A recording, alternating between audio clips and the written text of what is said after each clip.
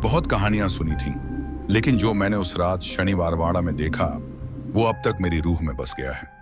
ये कहानी सिर्फ एक किले की नहीं है, ये उस आत्मा की चीख है जो आज भी अपने कातिल को ढूंढ रही है। 25 दिसंबर की ठंडी रात थी।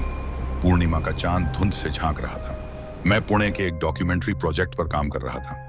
हमने सुना था कि शनिवारवाड़ा किले में पेशवा नारायण राव की आत्मा आज भी काका मालावाचवा की चीख लगाती है। हमने तय किया हम वहीं रात रुकेंगे। रात 12:20 बजे हम किले के अंदर थे। चारों तरफ वीराना, टूटी फूटी दीवारें और भारी सन्नाटा था। मेरे साथ 2 कैमरामैन और एक साउंड रिकॉर्डिस्ट था। लेकिन जैसे जैसे रात बढ़ी, हमारे हौसले कमजोर पड़ने लगे। दीवारों से टकराती सर्द हवाएं, किले के पुराने दरवाजे की चरमराहट और बचा है काका मालावाचवा। हम सब जड़ हो गए। आवाज उसी पुराने महल के पिछवाड़े से आई। हम दौड़ पड़े कैमरे के साथ। वहां कुछ नहीं था, लेकिन मिट्टी में किसी के चलने के निशान थे। नंगे पैर, छोटे कदम, जैसे कोई बच्चा अभी अभी भागा हो। इतिहास गवाही देता है, नारायण राव पेशवा सिर्फ 17 साल के थे जब उनके चाचा रघुनाथ राव और चाची आनंदीबाई की साजिश में उनकी हत्या की गई थी। उनके शरीर के टुकड़े महल के गलियारों में फेंक दिए गए थे।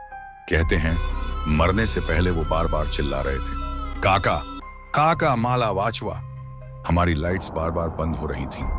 एक कैमरा अचानक अपने आप ऑन हुआ और खुद से रिकॉर्ड करने लगा। जब हमने फुटेज देखा, उसमें एक झलक थी, सफेद झिलमिलाता शरीर, बिना आंखों के चेहरा और खून से सना कुर्ता। काका, हम में से एक साउंड रिकॉर्डिस्ट वहीं बेहोश हो गया। हम डर के मारे उसे घसीटते हुए बाहर लाए। सूरज की पहली किरण के साथ ही हम भाग निकले।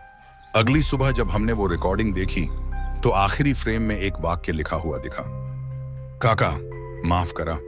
चाचा की रात को शनिवारवाड़ा की दीवारों के बीच से चीख सुनाई देती है, और अगर कभी आप पुणे जाएं तो उस महल के पास कान लगाकर सुनना, शायद आपको भी कोई कहे काका मालावाचवा, और शायद वो मदद अब आपसे मांग रहा हो।